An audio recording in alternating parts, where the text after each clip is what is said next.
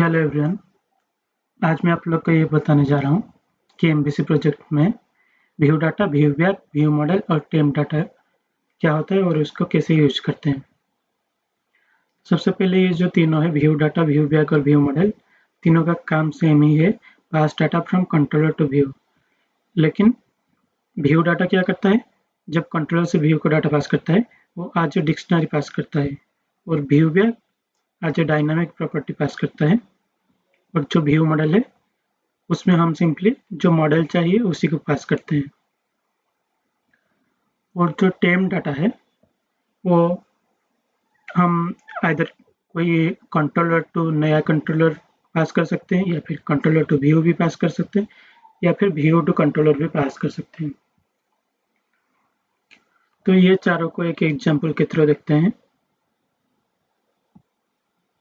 तो ये मेरे पास एक पार्सल एमपीसी प्रोजेक्ट है। ये इसमें मैं कुछ पार्सल डिटेल्स प्रिंट कर रहा हूँ, जिसमें ये तीनों प्रॉपर्टीज है। तो मैं अगर कोड में जाऊँ तो ये मेरा पार्सल डिटेल क्लास है। इसमें आईडी और ऑब्जेक्ट और प्रायोरिटी तीन प्रॉपर्टीज है। उसका मैं कुछ लिस्ट लेके इधर प्रिंट कर रहा हूँ, ID1, कंटेंट 1, प्रायोरिटी 1।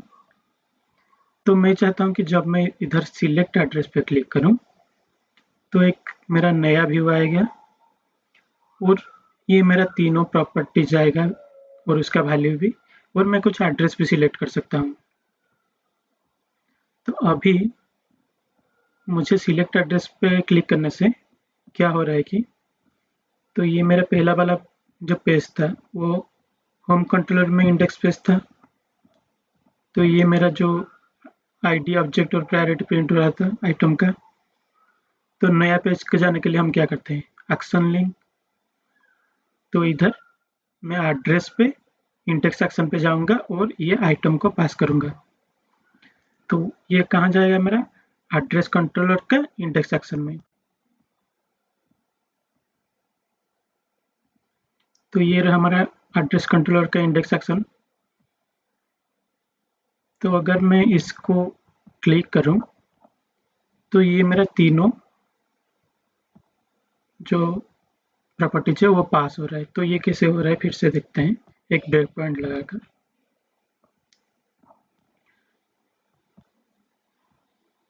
तो इधर मैंने जब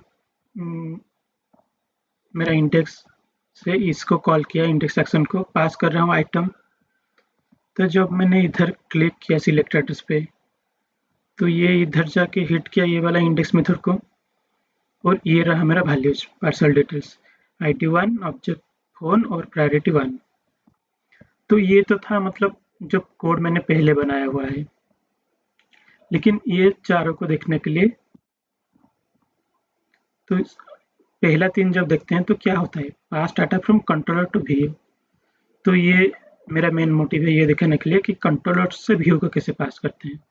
तो अब तक तो हम कंट्रोलर में हमको डाटा मिल गया ये तीनों। अब हम देखेंगे कि इसको व्यू में कैसे पास करते हैं। तो मतलब मैंने एग्जांपल ऐसे लिया कि कहीं से बाहर से आ रहा है जो वैल्यू है, या फिर आप इधर से वैल्यू इनिशियलाइज कर सकते हो, या कोई दूसरा मेथड से कॉल कर सकते हो, कैसे भी। लेकिन हम ये देखेंगे कि इसको व्यू में कैसे लें। तो जनरली हम एमबीसी व्यू में लेने के लिए क्या करते हैं, व्यू में वो पैरामीटर ऐड कर देते हैं। तो इधर मैंने ऐड कर लिया व्यू में वो पैरामीटर पार्सल डिटेल जो था मेरा जितना भी वैल्यूज। अब मैं अगर इसका व्यू को जाऊंगा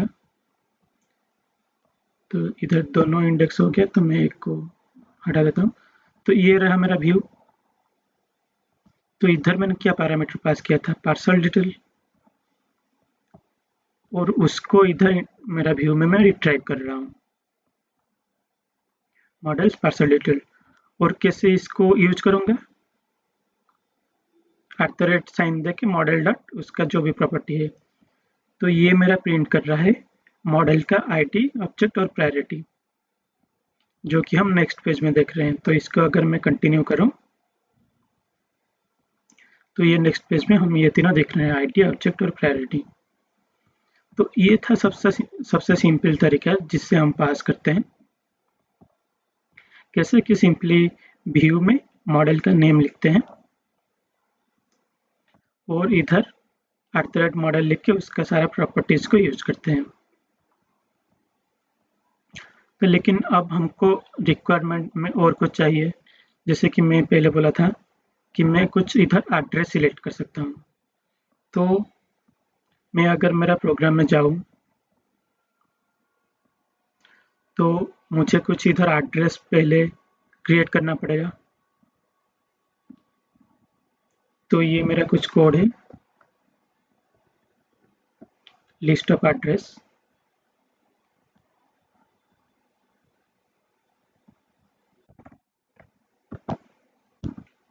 तो ये आ गया मेरा लिस्ट ऑफ कंट्रीज लिस्ट, और 3 कंट्रीज का नाम मैंने लिया और स्टेट लिस्ट भी। ये कुछ लिस्ट ऑफ स्ट्रिंग है। तो अब मुझे ये सबको भी पास करना है, लेकिन हम व्यू में सिर्फ एक ही ऑब्जेक्ट को पास कर सकते हैं, और उसको मैंने ऑलरेडी पास कर दिया, पार्सल डिटेल। तो अब हमको क्या चाहिए, कुछ और हेल्प चाहिए कि और कैसे मॉडल पास कर सकते हैं। तो तब हम हेल्प लेते हैं इसका, व्यू डाटा का। तो ये क्या करता है, view data as a dictionary pass करता है। तो मैं इधर व्यू डाटा को यूज करके ये दोनों को भी पास करूंगा व्यू पेज में। तो इसका कोड कुछ ऐसा रहेगा, व्यू डाटा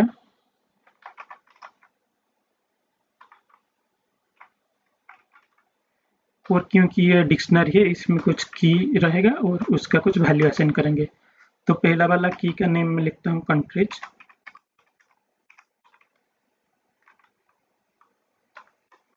इक्वल टू ये जो हमारा कंट्री लिस्ट था, जो लिस्ट हमने ऊपर बनाया है।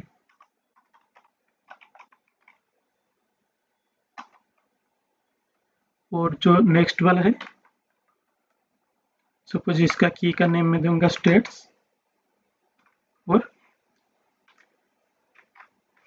ऊपर जो स्टेट लिस्ट बनाए थे उसको असाइन कर रहा हूँ। अब मेरा व्यू डाटा जो है उसमें 2 की वैल्यू पेयर आ गया। अब मुझे इसको रिट्राइव करना है व्यू में। तो अब हम इसको एज ए पैरामीटर पास नहीं करेंगे, क्योंकि व्यू डाटा ऑटोमेटिकली पास होता है उसका रिस्पेक्टिव व्यू को। तो मैं जब इधर जाऊंगा व्यू में, तो देखते हैं व्यू डाटा को कैसे रिट्राइव करते हैं। तो सबसे पहले मैं @साइन दूंगा, क्योंकि मुझे कुछ सी शार्प का कोड लिखना है व्यू पेज के अंदर। और अब मैं इधर लिखूंगा,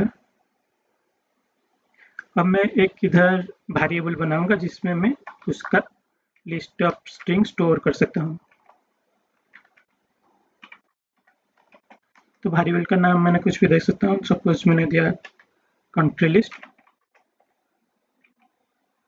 कंट्रीज लिस्ट। तो ये आ गया मेरा वेरिएबल। अब मैं व्यू डाटा में जो हम सेव किए थे उसको रिट्राइव करूंगा।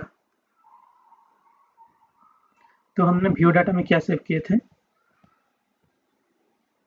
पहला वाला ये जो की का नाम था कंट्री, जो सेव किए थे। तो सिंपली आप इसको कॉपी करके उधर पेस्ट कर सकते हो, क्योंकि कभी-कभी की का नेम गलत हो जाता है, तो इसका ध्यान रखना। तो अच्छा है कि कॉपी पेस्ट ही कर लो।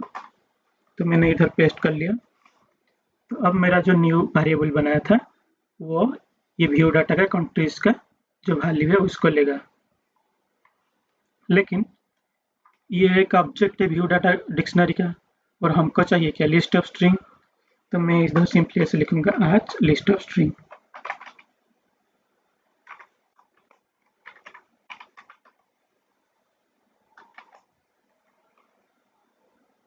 तो ये मेरा बन गया। तो इधर मैं क्या कर रहा हूँ, सिंपली जो मेरा व्यू डाटा है उसको एज ए स्ट्रिंग एक नया वेरिएबल में असाइन कर रहा हूँ। सेम चीज मैं स्टेट लिस्ट के भी लिए भी कर लेता हूँ। तो मैं सिंपली इसको कॉपी करके नाम चेंज कर लेता हूँ।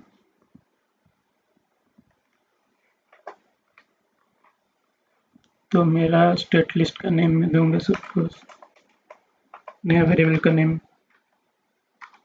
स्टेट लिस्ट, और इधर हमने जो की का नेम दिया था स्टेट्स। तो एक बार रीचेक भी कर सकते हो, तो की का नेम था स्टेट्स। ओके।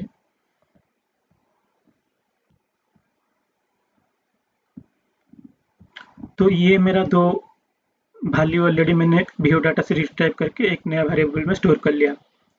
अब मैं ये जो लिस्ट ऑफ स्ट्रिंग है उसको as a drop down use कर सकता हूँ। तो ये है, ये दो लाइन है मेरा ड्रॉप डाउन का कोड। ओके, इधर कंट्रीज का स्पेलिंग थोड़ा गलत हो गया, तो एरर दिखा रहा था। तो ठीक है, तो ये रहा मेरा ड्रॉप डाउन लिस्ट का HTML कोड। तो इधर जो मेरा लिस्ट है जो ड्रॉप डाउन में आएगा वो क्या है, ये जो कंट्री लिस्ट है हम अभी रिट्राइव किए हैं। तो इसको एक बार रन करके देख लेते हैं पहले सब कुछ सही चल रहा है कि नहीं।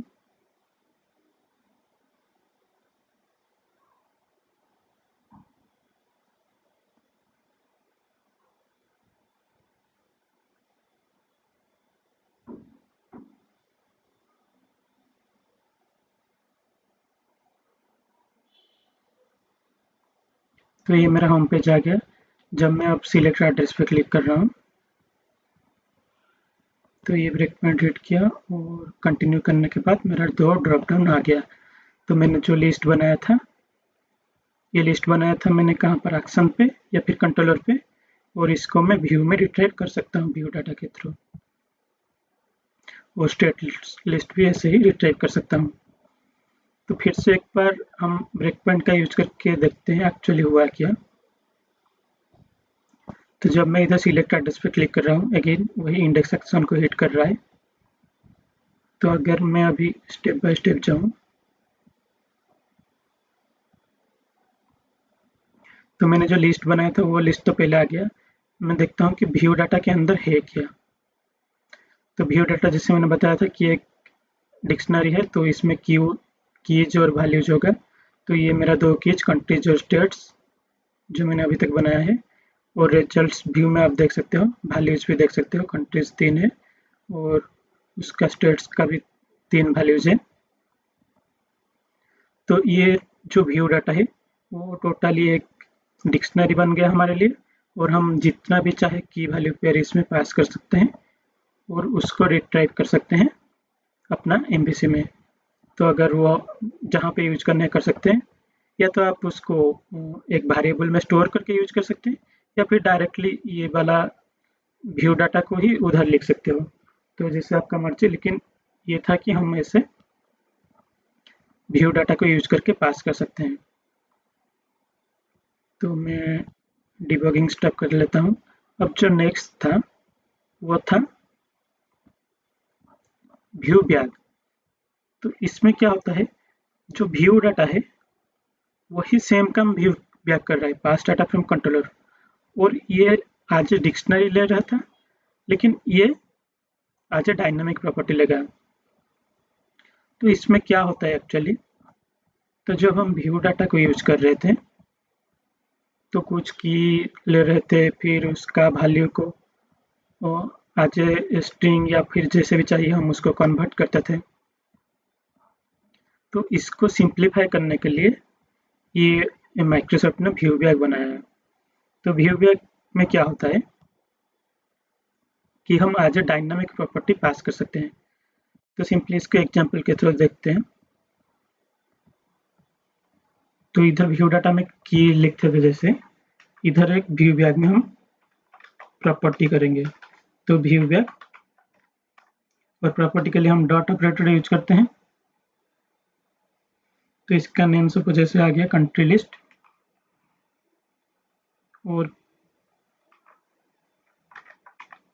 व्यू बैग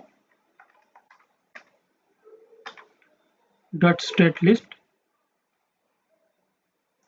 तो ये जो मेरा दो प्रॉपर्टी है वो व्यू बैग का असाइन हो गया, और इसको रिटाइप करेंगे व्यू में ऐसे ही सेम जैसे ही व्यू डाटा में करते थे। तो इधर क्या कंट्रीज लिस्ट को ऐसे करते थे, और स्टेट लिस्ट में सिर्फ स्टेट लिस्ट को व्यू बैग में चेंज करना चाहूँगा।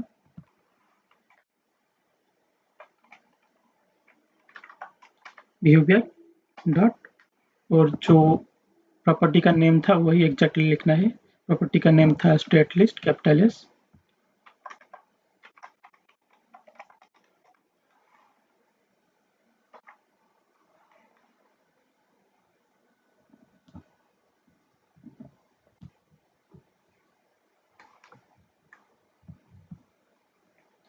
तो इसको मैं सेव कर लेता हूँ। तो मतलब ये जो व्यू डाटा है और जो व्यू बैग है वो दोनों काम सेम ही कर रहे हैं, लेकिन बस डिफरेंस ये है कि कुछ सिंटैक्स का डिफरेंट है। तो ये हम पहले एक डिक्शनरी में लाते थे और उसको कन्वर्ट करते थे, इधर डायरेक्टली वो प्रॉपर्टी को यूज कर रहे हैं। तो अगर मैं इसको रन करूंगा अभी तो रिजल्ट वही सेम ही आएगा।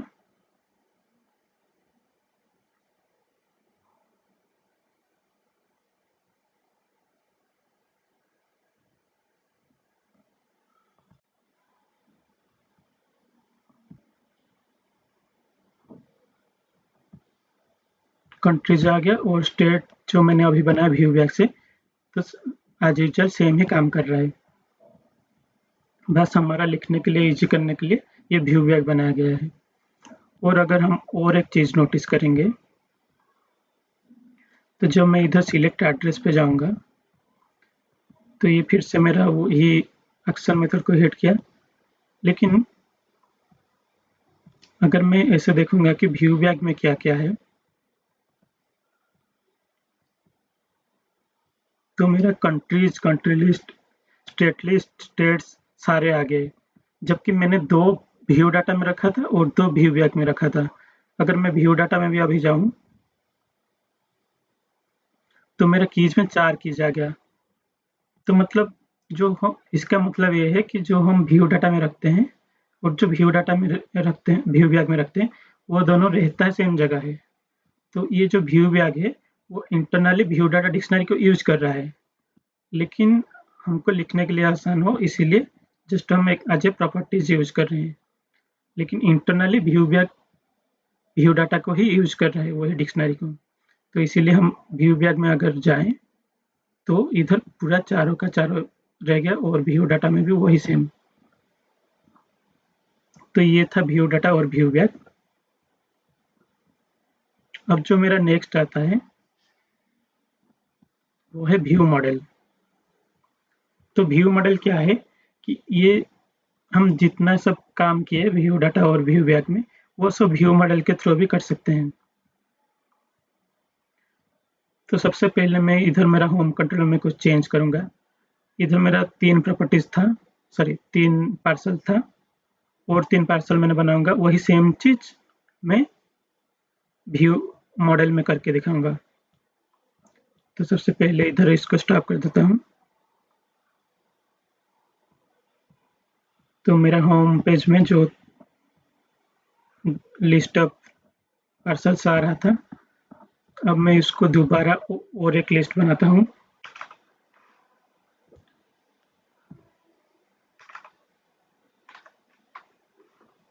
तो पहले बार मैं इंडेक्स पे हिट कर रहा था, अब मैं दूसरा बनाऊंगा इंडेक्स 2 और उसमें हिट करूंगा और क्या पास करूंगा, आज व्यू मॉडल पास करूंगा डाटा को। तो मैं फिर से वही एड्रेस कंट्रोलर पे जाऊंगा।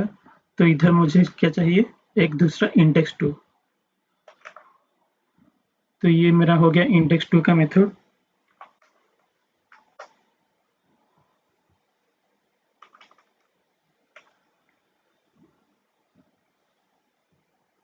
तो अब मेरे पास आ गया है कि इंडेक्स 2 जो कि हिट करेगा कब, जब हम दूसरा कुछ, मेरे पास पहले 3 पार्सल डिटेल था और नेक्स्ट 3 पार्सल डिटेल के लिए ये इंडेक्स 2 को हिट करेगा। तो हम देखते हैं व्यू मॉडल में कैसे पास करेंगे। तो व्यू मॉडल क्या है कि हम एक नया व्यू बनाएंगे, सॉरी नया मॉडल बनाएंगे।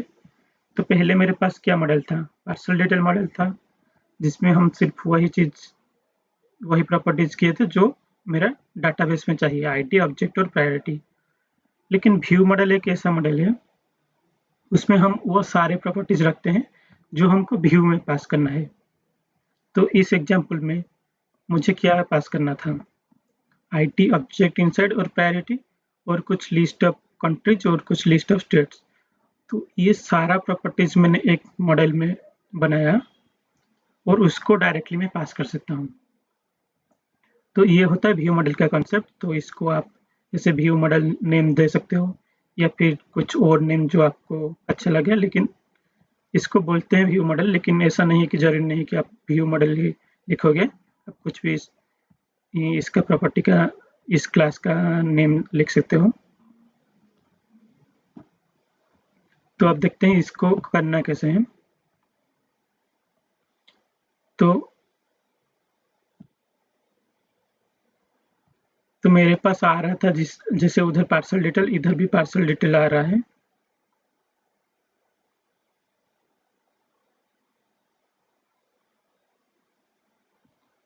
तो ये जो पहला 3 वाला था वो मेरा जा रहा था इंडेक्स पे, नेक्स्ट 3 जो जा रहा है इंडेक्स 2 पे।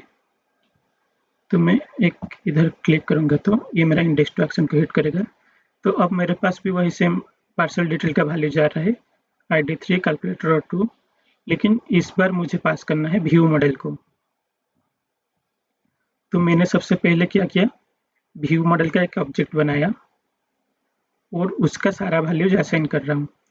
तो व्यू मॉडल का आईडी में मैं वो असाइन कर रहा हूँ जो मुझे इधर आईडी मिला था, उसका ऑब्जेक्ट में ये पास कर रहा हूँ जो मेरा इधर ऑब्जेक्ट मिला था, प्रायोरिटी में भी वही सेम पास कर रहा हूँ, और जो लिस्ट ऑफ कंट्रीज और स्टेट लिस्ट भी था उसको भी असाइन कर रहा हूँ मेरा व्यू मॉडल में।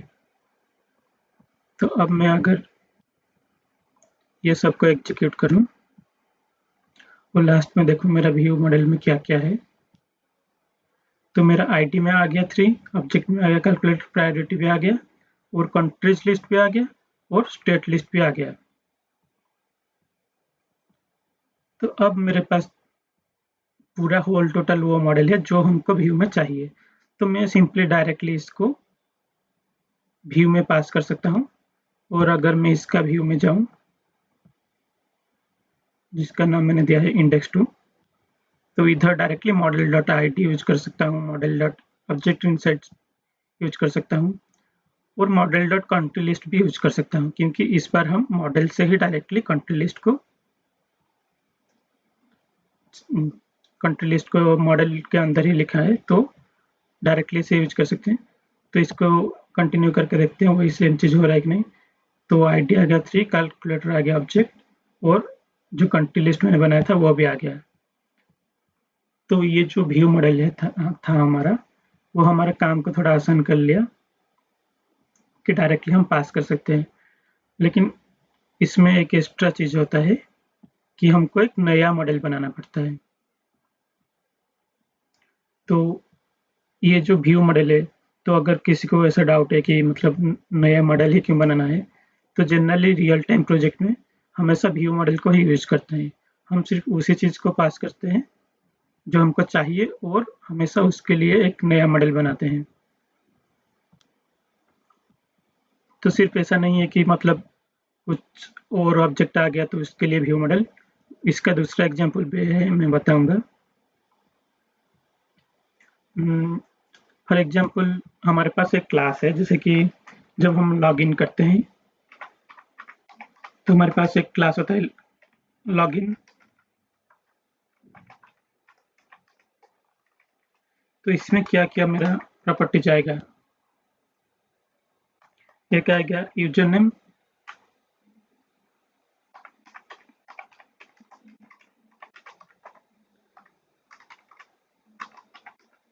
और इसका गेट सेट, और एक प्रॉपर्टीज आएगा पासवर्ड,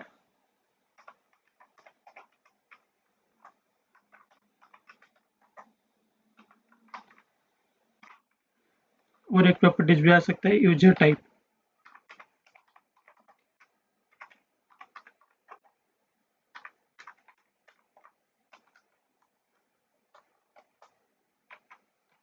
तो ये तीनों आ गया। तो मैं इसको यूज नहीं करूंगा, बस ऐसे दिखा रहा हूँ कि कैसे यूज करते हैं। तो जब हम लॉगिन का डीबी में स्टोर करेंगे तो यूजर नेम स्टोर करेंगे, पासवर्ड भी स्टोर करेंगे, और यूजर टाइप मतलब वो एडमिन है या यूजर है या गेस्ट है, ये सब स्टोर करेंगे। लेकिन जब हम व्यू में इसको दिखाएंगे तो क्या दिखाएंगे, you are log in as user name, as a guest और आज एन एडमिन। तो यूजर टाइप का भी दिखाएंगे, लेकिन पासवर्ड हमको नहीं चाहिए व्यू में। तो जनरली ऐसे सिनेरियो के लिए भी हम व्यू मॉडल का यूज करते हैं। तो जब मैं इसके लिए व्यू मॉडल को यूज करूंगा तो उसका नेम कैसे दूंगा, public class login view model, या फिर इसको DTOs भी बोलते हैं, पब्लिक क्लास लॉगिन डिटेल्स और उसके अंदर मेरा 2 ही प्रॉपर्टीज रहेगा, जो कि ये होगा यूजर नेम और यूजर टाइप। पासवर्ड में नहीं रखूंगा क्योंकि वो मुझे व्यू में नहीं चाहिए। तो ऐसे केस के लिए भी हम यूज करते हैं व्यू मॉडल। तो ये था व्यू मॉडल को कहाँ यूज करना है। तो अगर मैं कंक्लूजन पे जाऊँ ये तीनों को कहाँ पे यूज करना है, तो सबसे पहले अगर हमको बस एक मॉडल ही पास करना है, जैसे सबसे स्टार्टिंग में पार्सल डिटेल सेंड कर रहे थे, तो हम डायरेक्टली वो मॉडल को सेंड कर सकते हैं। लेकिन अगर मॉडल के अलावा कुछ छोटा लिस्ट या कुछ ऐसा स्ट्रिंग और कुछ थोड़ा-थोड़ा में सेंड करना है, तो तब हम यूज करते हैं ये दो को, व्यू डाटा और व्यू ब्याज। लेकिन हमारा जो व्यू में जो मॉडल चाहिए, अगर वो बहुत ही कॉम्प्लेक्स है या उसमें से कुछ प्रॉपर्टीज चाहिए, कुछ नहीं चाहिए, या फिर एक से ज़्यादा प्रॉपर्टीज मॉडल को यूज कर रहे हैं, तो तभी हम यूज करेंगे व्यू मॉडल को। मतलब पूरा एक नया मॉडल बनाएंगे, जो भी चाहिए वो सब पास करेंगे। तो ये था कुछ सिनेरियोज जहाँ पे ये हम पास कर रहे थे कंट्रोलर टू व्यू। अब लास्ट वाला देखते हैं temp data. Temp data in सब से अलग है क्योंकि ये सिर्फ कंट्रोलर से व्यू को पास नहीं करता है, कंट्रोलर से कंट्रोलर को भी पास करता है, कंट्रोलर से व्यू और व्यू से भी कंट्रोलर को पास करता है। तो इसका एक एग्जांपल देखते हैं। तो सपोज मेरे पास इधर एक इफ कंडीशन है,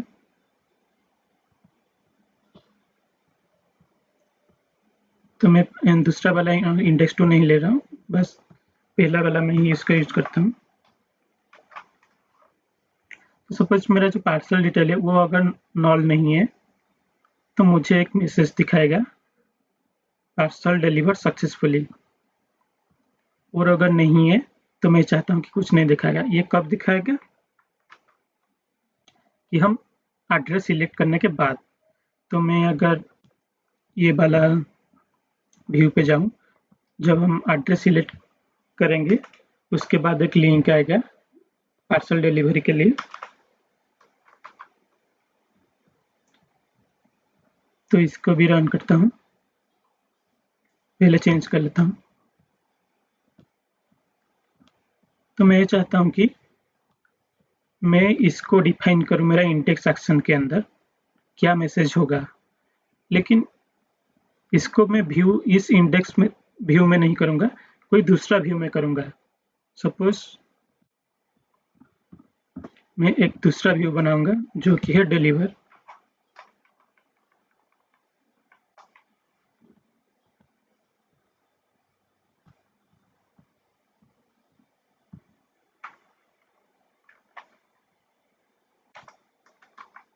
तो ये मेरा एक दूसरा व्यू है डिलीवर। अगर मैं इस व्यू पे जाऊँ तो ये मेरा दूसरा व्यू आ गया डिलीवर। तो मैं पहले जब मैंने कंट्रोलर में था तो स्टार्टिंग में मैं क्या कर रहा था, बस उसी कंट्रोलर से उसी का व्यू में पास कर रहा था उस दिनों में। लेकिन अभी मैं क्या करना चाहता हूँ, ये जो मैसेज है उसको मैं दूसरा कंट्रोलर का व्यू में पास करना चाहूँगा, तभी मुझे लेना पड़ेगा टेम्प डाटा का यूज़। तो मैं पहले इसको रन करके दिखाता हूँ क्या होता है।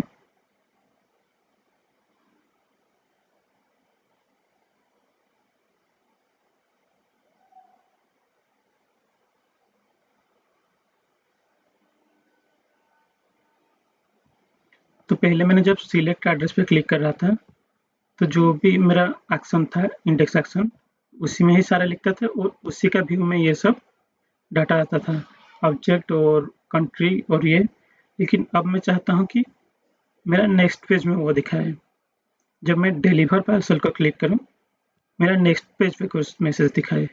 तो इसके लिए हम लेते हैं टेम्प डाटा का हेल्प लेते हैं। तो टेम्प डाटा का यूज कैसे करना है, वही व्यू डाटा की तरह ये भी डिक्शनरी में एक की वैल्यू स्टोर करता है। तो इधर मैंने टेम डाटा में मैसेज स्टोर किया पार्सल डिलीवर सक्सेसफुली, और इधर मैं उसको रिट्राइव कर रहा हूँ as a message to temp data message as string. तो क्योंकि ये मेरा एक स्ट्रिंग है तो मैं स्ट्रिंग में कन्वर्ट किया और उसको स्टोर किया। तो ये मेरा एक एक्शन मेथड से दूसरा एक्शन मेथड में मैं रिट्राइव कर रहा हूँ। पहले ये तीनों में क्या करते थे, एक कंट्रोलर से व्यू को ही सिर्फ पास करते थे, लेकिन अब एक एक्शन मेथड से दूसरा एक्शन मेथड में रिट्राइव कर रहा हूँ। तो ये आ गया मेरा। अब मैं इसको या तो व्यू बैग में पास कर सकता हूँ, व्यू डाटा में, टेम डाटा में, कुछ किसी में भी ये मैसेज टू को मैं पास कर सकता हूँ मेरा व्यू में। लेकिन मैं एक्शन से एक्शन किस में पास किया, सिर्फ व्यू टेम डाटा में ही कर सकता हूँ। तो ये आ गया मेरा एक मैसेज। और मैं अगर डिलीवर CSS/HTML में जाऊँ तो इधर भी डायरेक्टली मैं टेम डाटा को यूज कर सकता हूँ। तो डायरेक्टली मैं जो टेम डाटा बनाया था दूसरा एक्शन में, इधर बनाया था, उसको डायरेक्टली यूज कर रहा हूँ दूसरा एक्शन मेथड के व्यू में भी। तो ये भी हम कर सकते हैं। और एक तीसरा एग्जांपल भी मैंने लिया है मैसेज 3। तो मैंने सिंपली इसी एक्शन मेथड का इसी व्यू में, जैसे हम पहले भी व्यू डाटा और व्यू बैग में कर रहे थे, तो मैंने मैसेज 3 इसी एक्शन मेथड में किया और इसी का व्यू में भी रिट्राइव कर रहा हूँ। तो 3 केस मैंने बनाया। तो पहले एक एक्शन से उसका दूसरा एक्शन में भेज रहा हूँ, और एक एक्शन से दूसरा एक्शन का व्यू में भेज रहा हूँ जो कि मैसेज स्टार्टिंग वाला था, और एक है जो सिंपली उसी एक्शन से उसी एक्शन का व्यू में भेज रहा हूँ। तो क्या हमारा तीनों प्रिंट हो रहा है, तो देखते हैं एक बार। तो मैं इधर सिलेक्ट एड्रेस पे गया और कंटिन्यू प्रेस किया। तो जब मैं डिलीवर पार्सल पे जाऊंगा तो मेरा तीनों मैसेज प्रिंट हो रहे हैं। पहले दो जो मैंने पहला एक्शन से लाया था पार्सल डिलीवर सक्सेसफुली, और लास्ट जो ये मैंने मैसेज 3 बनाया था उसी एक्शन में। तो ये था you can exit the page now, वो भी आ रहा है। लेकिन ये जो टेम डाटा है वो कितना टाइम रहता है, तो वो मेमोरी में आज सेशन ऑब्जेक्ट या फिर आज कैचे रहता है। तो अगर मैं इसको रिफ्रेश करूं तो ये जो पहला दो है वो चला जाएगा, लेकिन लास्ट वाला मैसेज रह गया। क्यों? क्योंकि ये जो पहला दो मैसेज था उसको मैं ला रहा हूँ दूसरे एक्शन से, और जो लास्ट वाला मेरा था मैसेज 3 उसको मैं ला रहा हूँ सिर्फ उसी एक्शन से। तो जब मैं रिफ्रेश किया तो वो पहला दो चला गया, सिर्फ लास्ट वाला रह गया।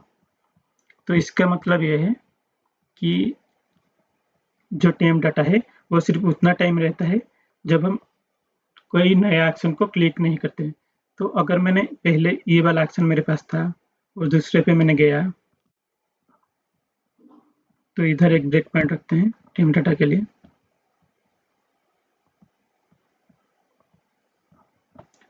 तो मैं होम पेज में जाऊंगा।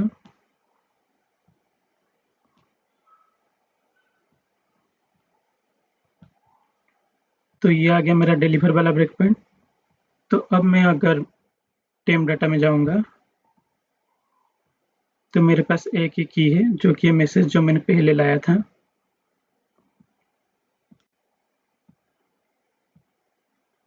अब मैंने मैसेज 3 को भी असाइन किया।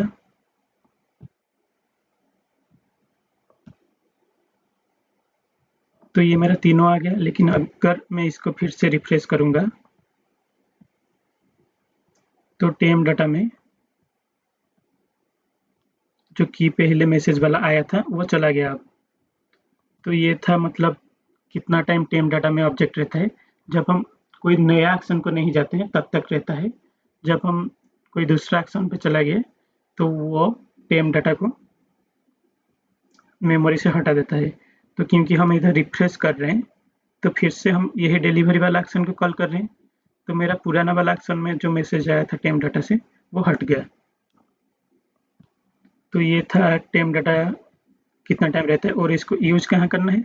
इसको जनरली हम यूज़ करते हैं सिंपली ऐसे ही मैसेज पास करने के लिए, क्योंकि हम एक एक्शन मेथड में डिसाइड करते हैं क्या मैसेज आएगा और उसको दूसरा एक्शन मेथड में यूज़ करते हैं। तो ऐसे जगह पे तो आपने देखा होगा कभी-कभी ऐसा आता है अलर्ट मैसेज जो कि रिफ्रेश करने के बाद हट जाता है। तो ऐसे जगह पे हम टेम डाटा का यूज़ करते हैं। तो इतना था ये चारों। तो अगर आपको समझ में आया तो चैनल को सब्सक्राइब करना। Thank you.